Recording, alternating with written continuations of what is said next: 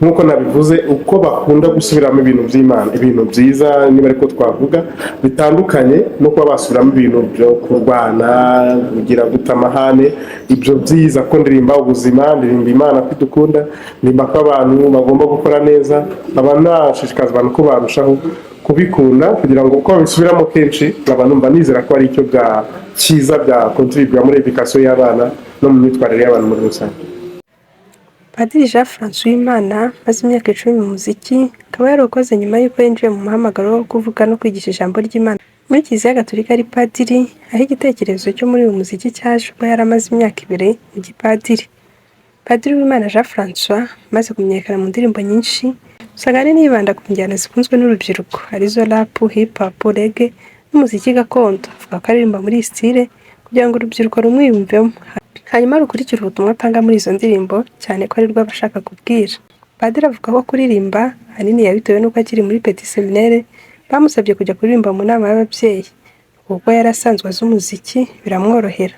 Avuga kandi ko icyamuteye gukora umuziki muri style awukoramo yabitewe n'uko igihe kimwe yamaze gusoma misa, ageze hanze asanga urubyiruko ruvuye muri iyo misa rurimo ngo iyo mbuza agatabi numva nashyingurwa. Maze kuba padiri n'abana bavuye mu misa bajya kuririmba ngo nimbura ari tabi nzashyingurwa. Mitavuga ni bijoni birakabije. Yababajije impamvu baririmba izo ndirimbo, amubwira ko izo mu Kiliziya ziba zikonje, nuko ahita agira igitekerezo cyo guhindura ayo magambo baririmbaga agashyiramo ijambo ry'Imana. Mu gihe uyu mupadiri avuga ko inspiration ayikura kuri Lil Wayne, Rick Ross na Garu, abenshi bituma bavuga ko Kiliziya izamwirukana kuko aririmba binyuranye nuko abamenyereye injyana ya Kiliziya Gatolika isanzwe iririmbwamo. Gira neza wigendere neza uzayisanga imbere, koko inzira nibwira umugenzi ntukihenure, iyo menya n'amabura kindi jimenya ko nta mugabo umwe, isi ni gatebe gatoki uyu munsi ningejo ni wowe.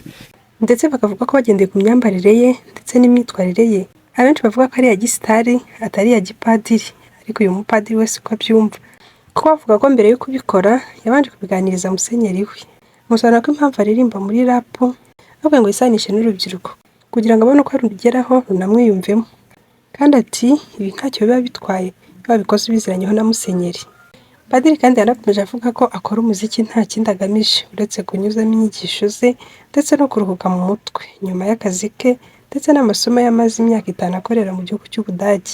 Uyu mupadiri uri mu kigero cy'imyaka 30 y'amavuko avuga ko yagiye mu Bwongereza mu mwaka wa 2019 aho yaratumiwe mu gitaramo. Avuga ko bari bamutumiye ko banamufashije kwakomereza amasomo yo mu kigero cya 3 cya kaminuza PhD.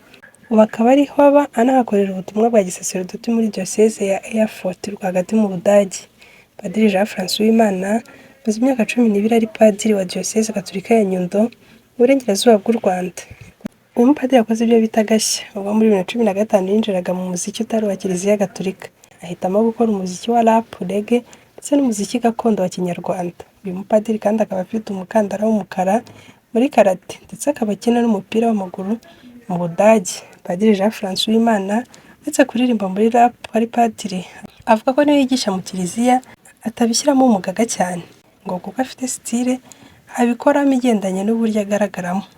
Padiri akomeza avuga ko nk'umuntu utamuzi ushaka kumva asoma misa akikangamo, ati abantu batanzi ntabwo bashobora gupfa kwemera ko ndi padiri, nambaye imyenda y'abapadiri kandi na visage yanjye sindi mukuru cyane kandi ifite imisatsi myinshi, ushobora kugira ngo ni umuntu w'umustar usanzwe. Noneho waba warabonye n'indirimbo zanjye cyane cyane mu mavideo zimwe mba mbyinana n'inkumi, ugasanga guhita umenya ko ndi padiri byagorana, gusa kubyinana n'abakobwa bigarukira kuri kamera no mu ndirimbo, cyane ko abenshi mba ntanabazi cyangwa se baransabye kubashyira mu ndirimbo. Padiri Jean Francois umaze gukora indirimbo nyinshi harimo gusenga, Love You, yaratsinze, Nyirigira, Amahirwe nayo aheruka gushyira hanze.